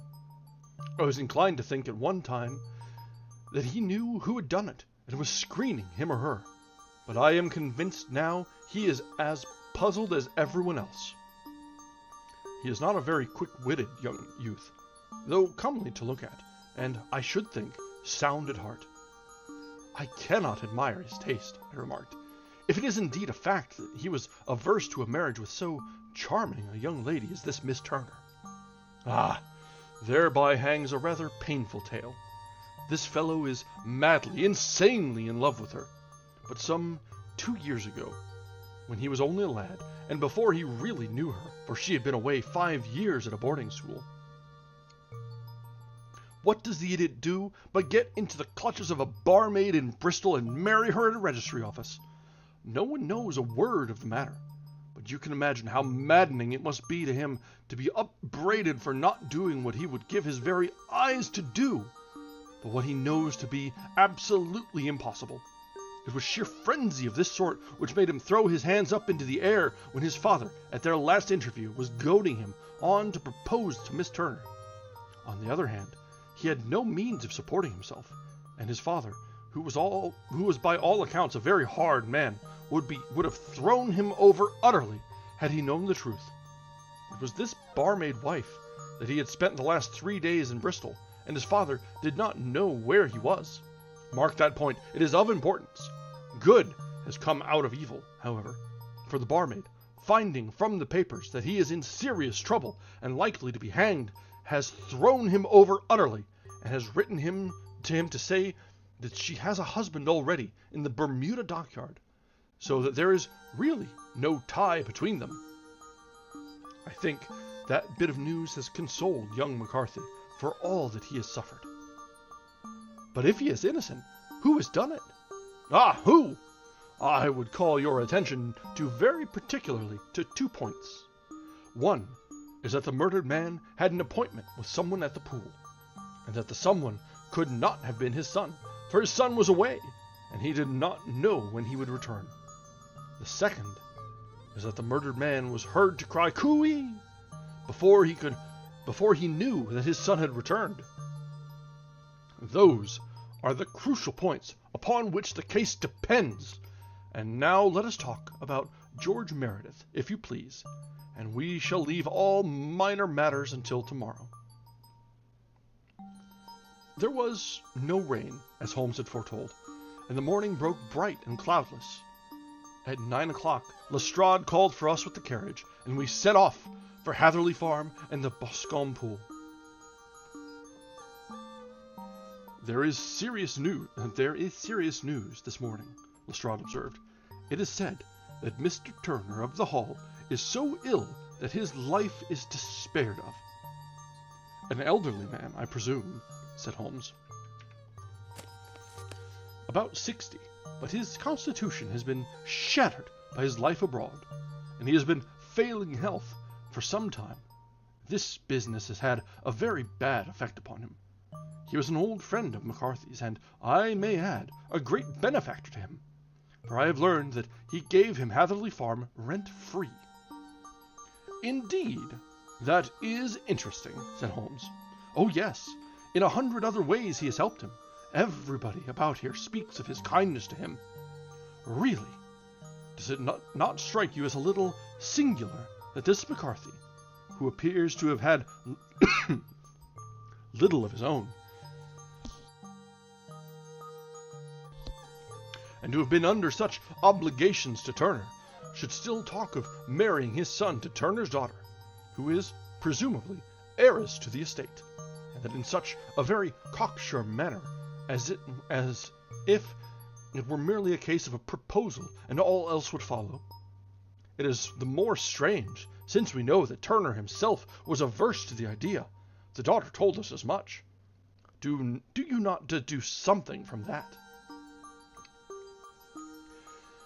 We have got to the deductions and the inferences, said Lestrade, winking at me. I find it hard enough to tackle facts, Holmes, without flying away after theories and fancies. You are right, said Holmes demurely. You do find it very hard to tackle the facts. Anyhow, I have grasped one fact which you seem to find it difficult to get hold of, replied Lestrade with some warmth, and that is, that McCarthy Sr. met his death from McCarthy Jr., and that all theories to the contrary are the merest moonshine. Well, moonshine is a brighter thing than fog, said Holmes, laughing, but I am very much mistaken if this is not Hatherley Farm upon the left. Yes, that is it. It was a widespread, comfortable-looking building, 2-storied, slate-roofed, with great yellow blotches of lichen upon the grey walls. The drawn blinds and the smokeless chimneys, however, gave it a stricken look, as though the weight of this horror still lay heavy upon it. We called at the door, when the maid, at Holmes's request, showed us the boots which her master wore at the time of his death, and also a pair of the son's, though not the pair which he had then. Having measured these very carefully, from 7 or 8 different points, Holmes desired to be led to the courtyard, from which we all followed the winding track which led to Boscombe Pool.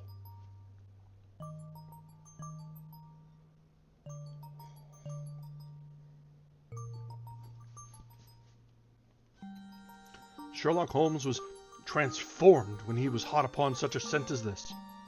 Men who had only known the quiet thinker and logician of Baker Street would have failed to recognize him.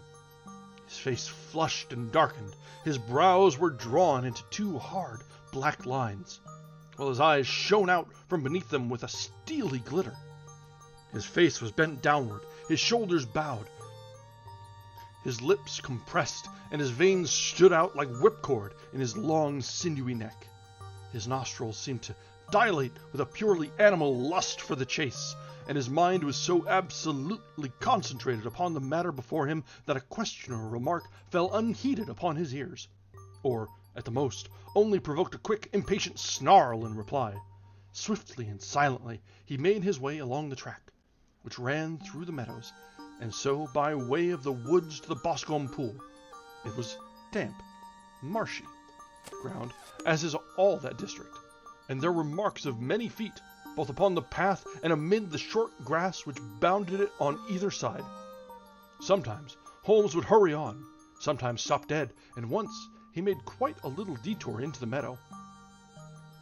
Lestrade and I walked behind him, the detective indifferent and contemptuous, while I watched my friend with the interest which sprang from the conviction that every one of his actions was directed toward a definite end.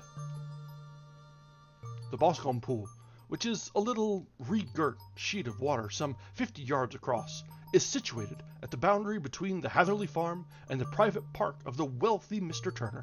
Above the woods, which lined it, upon the farther side we could see the red, jutting pinnacles which marked the site of the rich landowner's dwelling. On the Hatherley side of the pool, the woods grew very thick, and there was a narrow belt of sodden grass, 20 paces across, between the ledge and of the trees and the reeds which lined the lake.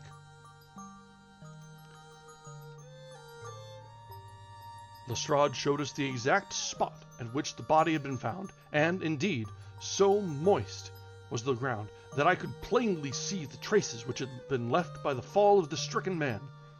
To Holmes, as I could see, by his eager face and peering eyes, very many other things were to be read upon the trampled grass. He ran around like a dog who was picking up a scent, and then turned upon my companion.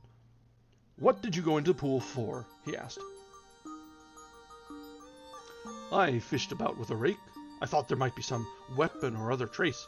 But how on earth—" "Oh, tut, tut! I have no time!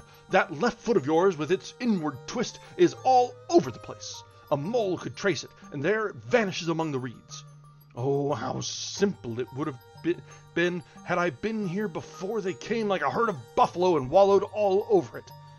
Here is where the party with the lodge-keeper came, and they have covered all tracks for 6 or 8 feet round the body.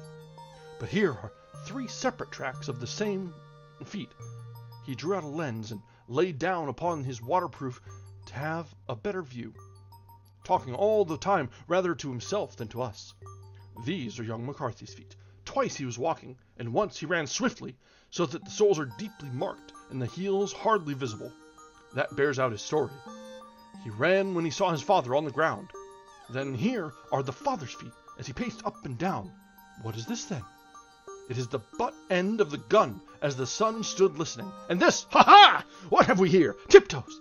Tiptoes! Square, too. Quite unusual boots. They come, they go, they come again. Of course, that was for the cloak. Now, where did they come from? He ran up and down, sometimes losing, sometimes finding the track, until we were well within the edge of the wood and under the shadow of a great beech, the largest tree in the neighborhood. Holmes traced his way to the farther side of this and lay down once more upon his face with a little cry of satisfaction. For a long time he remained there, turning over the leaves and dried sticks, and gathering up what seemed to me to be dust into an envelope, and examining with his lens not only the ground, but even the bark of the tree as far as he could reach. A jagged stone was lying among the moss, and this also he carefully examined and retained. Then he followed a pathway through the wood until he came to the high road, where all traces were lost.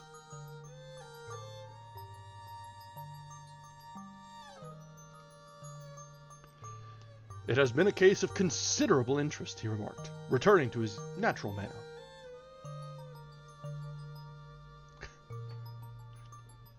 I fancy that this grey house on the right must be the lodge. I think that I will go in and have a word with Morin. And perhaps write a little note. Having done that, we may drive back to our luncheon. You may walk to the cab, and I shall be with you presently. It was about 10 minutes before we regained our cab and drove back into Ross, Holmes still carrying with him the stone which he had picked up in the wood.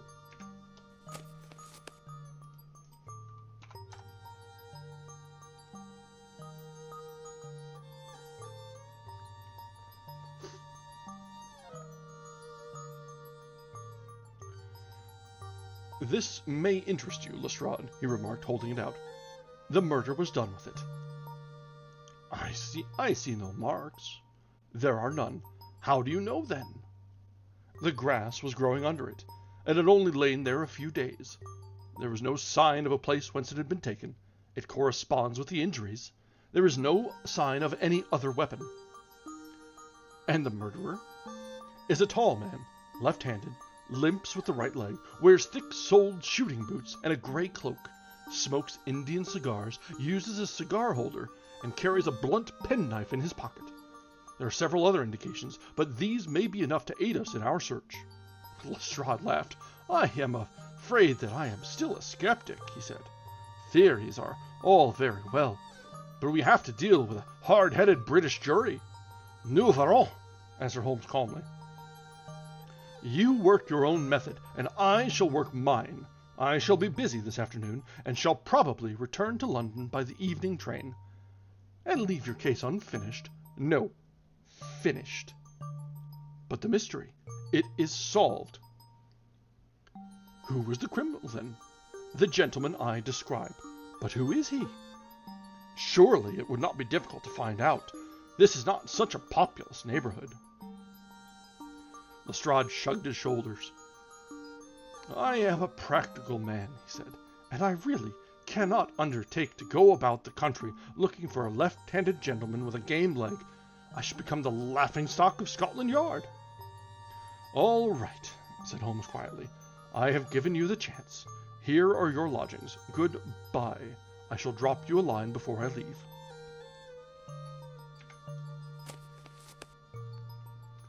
Having left Lestrade in his rooms, we drove to our hotel, where we found lunch upon the table. Holmes was silent and buried in thought, with a pained expression upon his face, as one who finds himself in a perplexing position. "Look here, Watson," he said when the cloth was cleared. "Just sit down in this chair and let me preach to you for a little. I don't know quite what to do, and I should value your advice. Light a cigar and let me expound." "Pray, do so."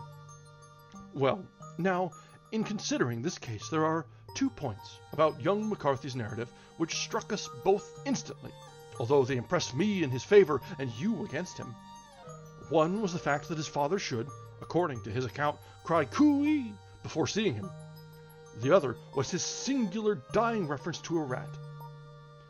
He mumbled several words, you understand, but that was all that it caught his son's ears. Now, from this double point our research must commence, and we will begin it by presuming that what the lad says is absolutely true." "What of this cooey, then?" "Well, obviously, it could not have been meant for the son. The son, as far as he knew, was in Bristol. It was mere chance that he was within earshot. The cooey was meant to attract the attention of whoever it was that he had the appointment with. But cooey is a distinctly Australian cry, and one which is used between Australians. There is a strong presumption that the person whom Mr. McCarthy expected to meet him at Boscombe Pool was someone who had been in Australia." "What of the rat, then?" Sherlock Holmes took a folded paper from his pocket and flattened it out on the table. "This is a map of the colony of Victoria," he said. "I wired to Bristol for it last night." He put his hand over a part of the map. "What do you read?" "A rat," I read. "And now," he raised his hand, "Ballarat." "Quite so. That was the word the man uttered, and of which his son only caught the last 2 syllables. He was trying to utter the name of his murderer, and so of Ballarat." "It is wonderful," I exclaimed. "It is obvious. And now, you see, I had narrowed the field down considerably. The possession of a grey garment was a third point, which, granting the son's statement to be correct, was a certainty.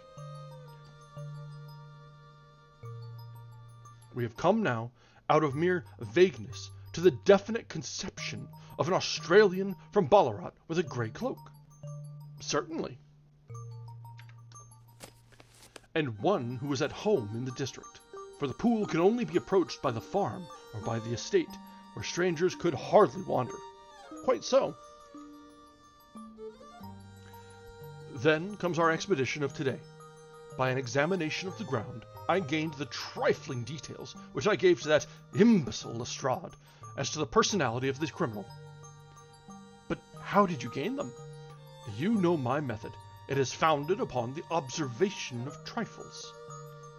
His height, I know that you might roughly judge from the length of his stride. His boots, too, might be told from the traces. Yes, they were peculiar boots. But his lameness? The impression of his right foot was always less distinct than his left. He put less weight upon it. Why? Because he limped. He was lame. But his left-handedness? You were yourself struck by the nature of the injury as recorded by the surgeon at the inquest. The blow was struck from immediately behind, and yet was upon the left side. Now, how can that be unless it were by a left-handed man? He had stood behind that tree during the interview between the father and son. He had even smoked there. I found the ash of a cigar, which my special knowledge of tobacco ashes enabled me to pronounce as an Indian cigar. I have, as you know, devoted some attention to this, and have written a little monograph on the ashes of 140 different types of different varieties of pipe, cigar, and cigarette tobacco. Having found the ash, I then looked round and discovered the stump among the moss where he had tossed it. It was an Indian cigar, of the variety which are rolled in Rotterdam. And the cigar holder? I could see that the end had not been in his mouth. Therefore, he used a holder. The tip had been cut off, not bitten off, but the cut was not a clean one, so I deduced a blunt penknife. "Holmes," I said, "you have drawn a net round this man from which he cannot escape, and you have saved an innocent human life as truly as if you had cut the cord which was hanging him. I see the direction in which all this points. The culprit is Mr. John Turner," cried the hotel waiter, opening the door out of our sitting room and ushering in a visitor. The man who entered was a strange and impressive figure. His slow, limping step and bowed shoulders gave the appearance of decrepitude, and yet his hard, deep-lined, craggy features and his enormous limbs showed that he was possessed of unusual strength of body and of character.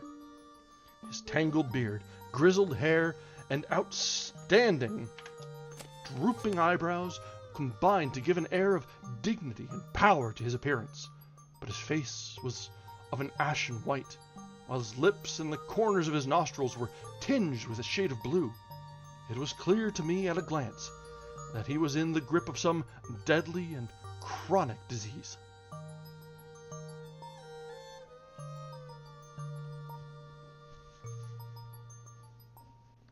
"Pray, sit down on the sofa," said Holmes gently. "You had my note?" "Yes. The lodge-keeper brought it up.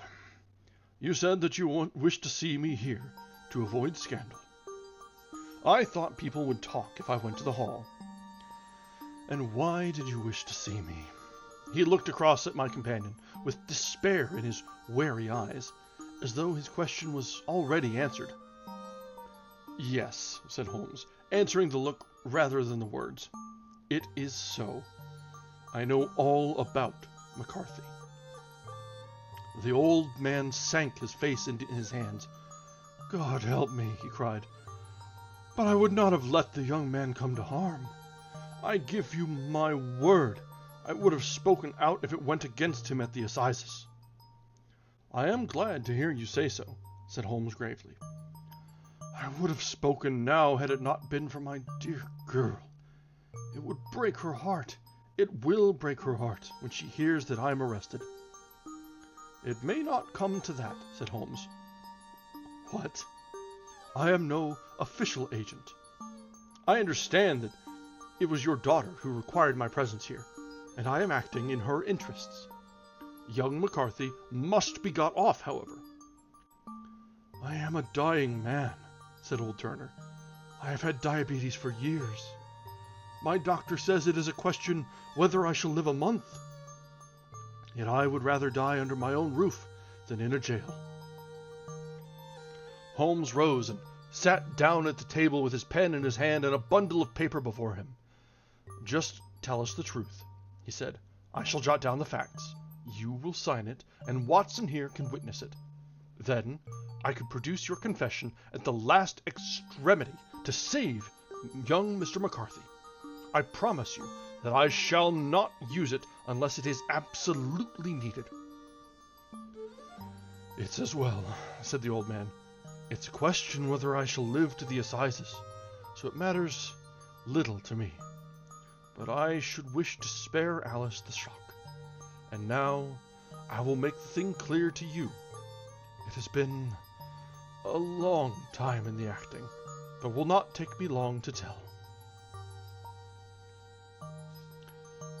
You didn't know this dead man, Mr. McCarthy. He was a devil incarnate, I tell you that. God keep you out of the clutches of such a man as he.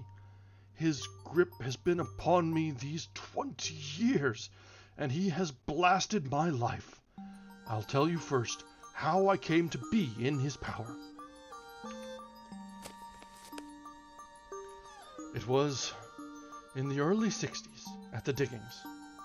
I was a young chap then, hot-blooded and reckless, ready to turn my hand at anything. I got among bad companions, took to drink, had no luck with my claim. I took to the bush, and in a word, became what you would call here a highway robber. There were 6 of us, and we had a wild, free life of it, sticking up a station from time to time, or stopping the wagons on the road to the diggings. Black Jack of Ballarat was the name I went under, and our party is still remembered in the colony as the Ballarat gang. One day, a gold convoy came down from Ballarat to Melbourne, and we lay in wait for it and attacked it. There were 6 troopers and 6 of us, so it was a close thing, but we emptied 4 of their saddles at the first volley. 3 of our boys were killed, however, before we got the swag.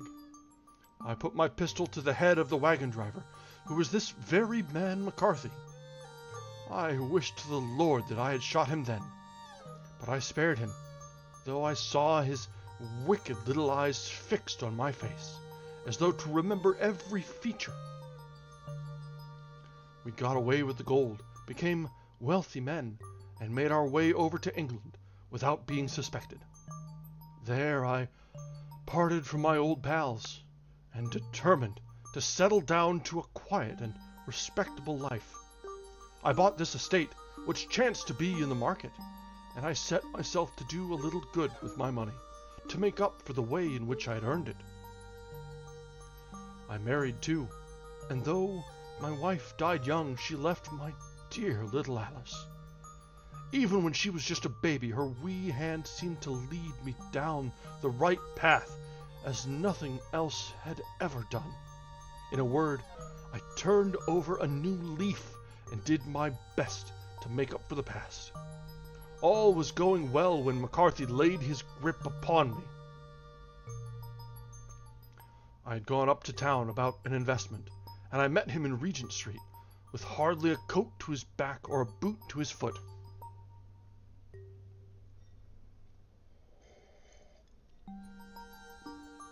"Here we are, Jack," says he, touching me on the arm.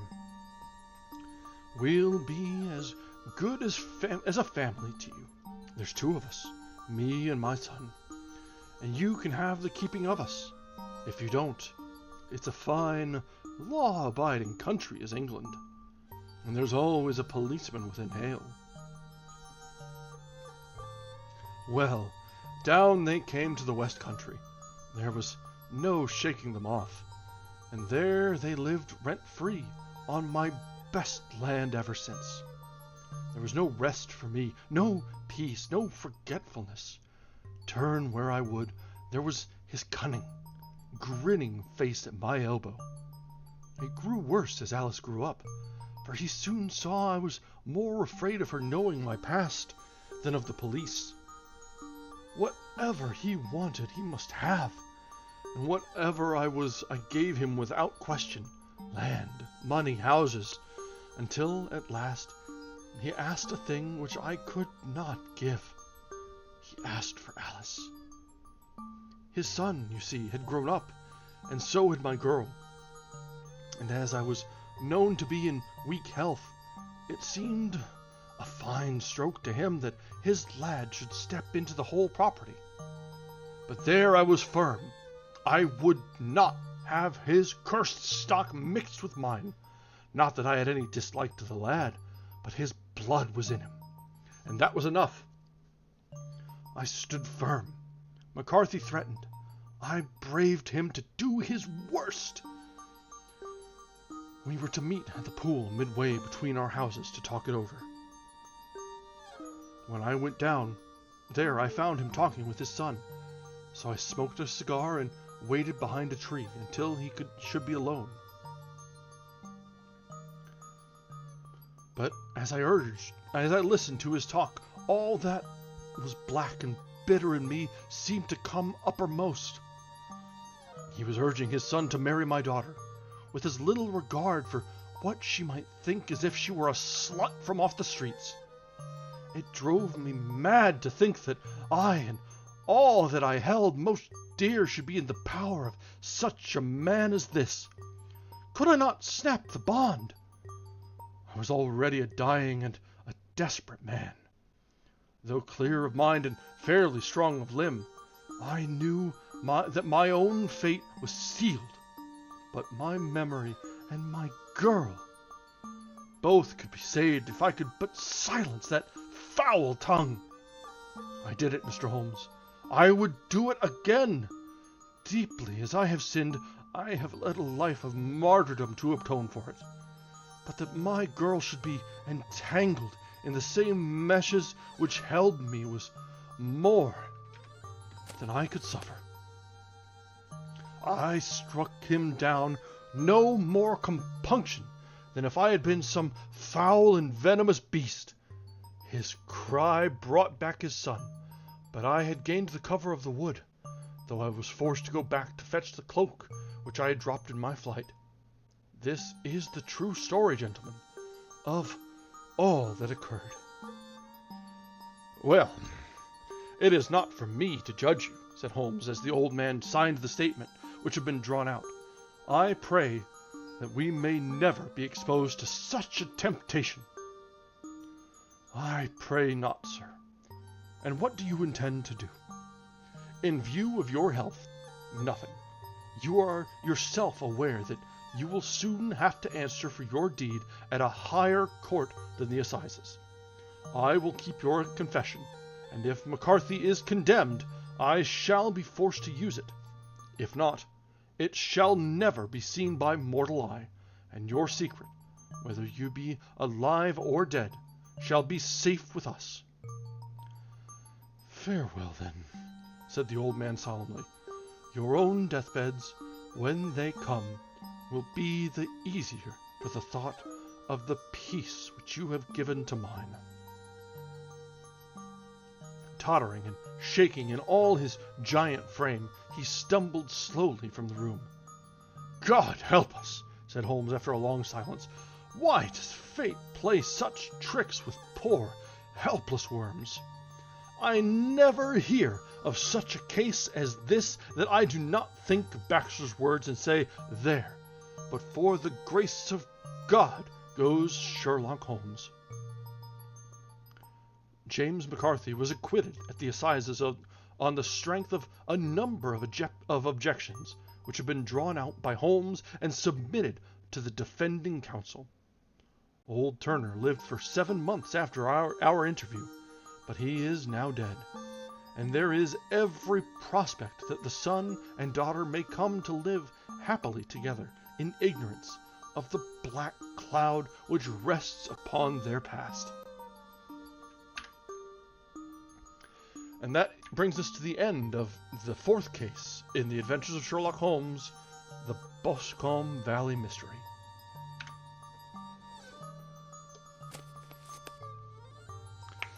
And that brings us pretty neatly to the end of tonight. We've got about 5 minutes left, so we'll kind of reflect and talk about the last one. Yeah, that was a good one. I liked that one quite a lot.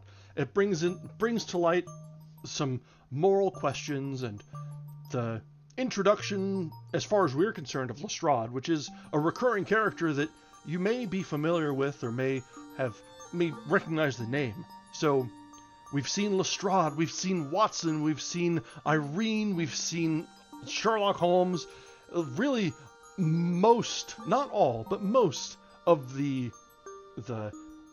cast of characters and names that have been known and circumvent and orbit Sherlock Holmes have come to light already, and we're not even halfway through this first book.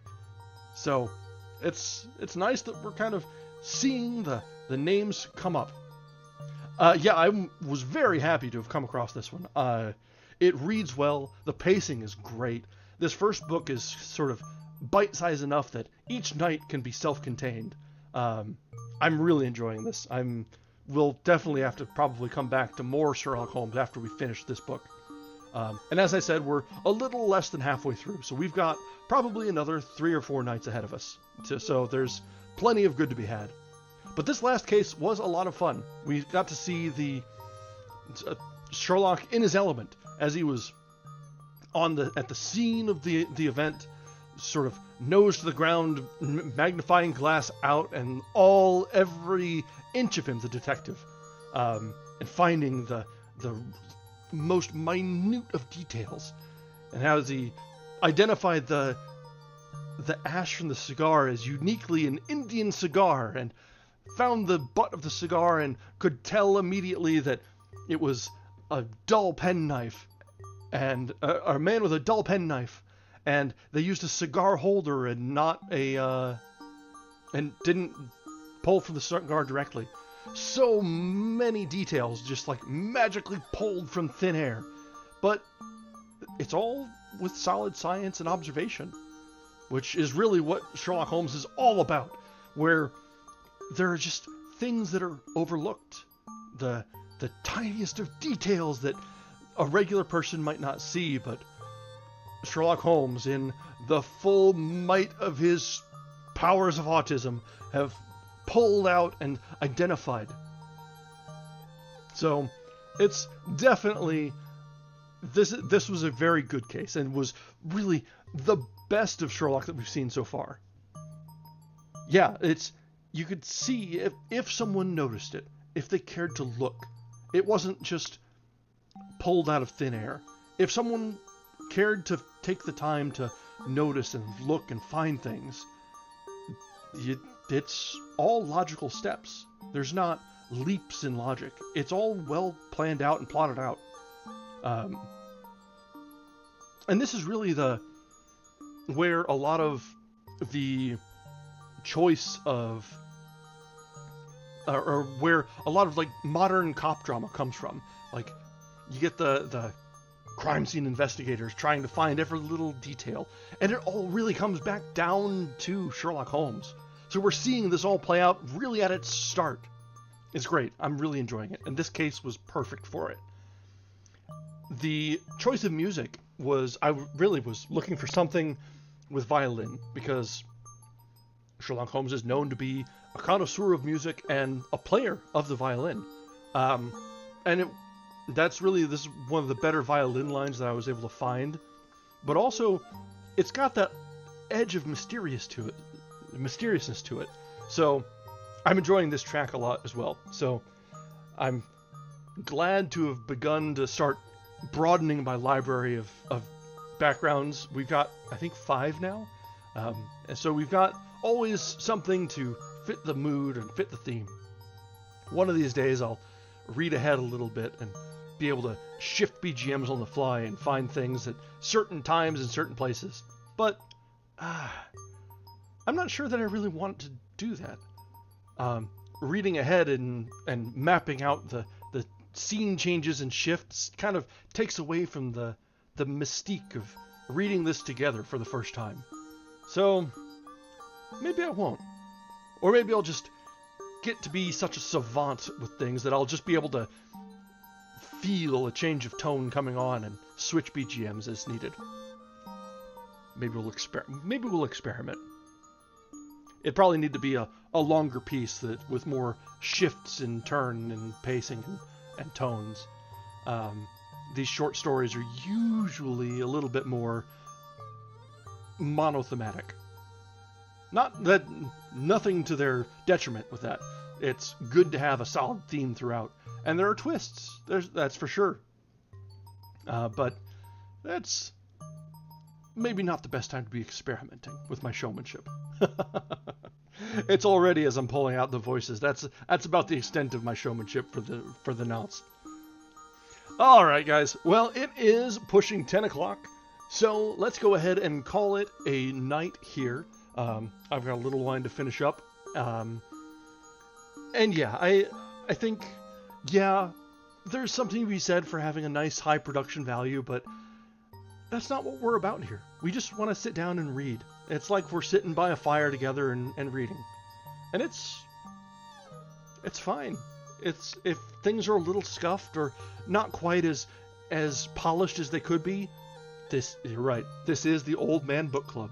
And if we're not reading it together, what's the point? So, with that momentous statement, I will leave everyone for the evening. Thank you very much for joining us.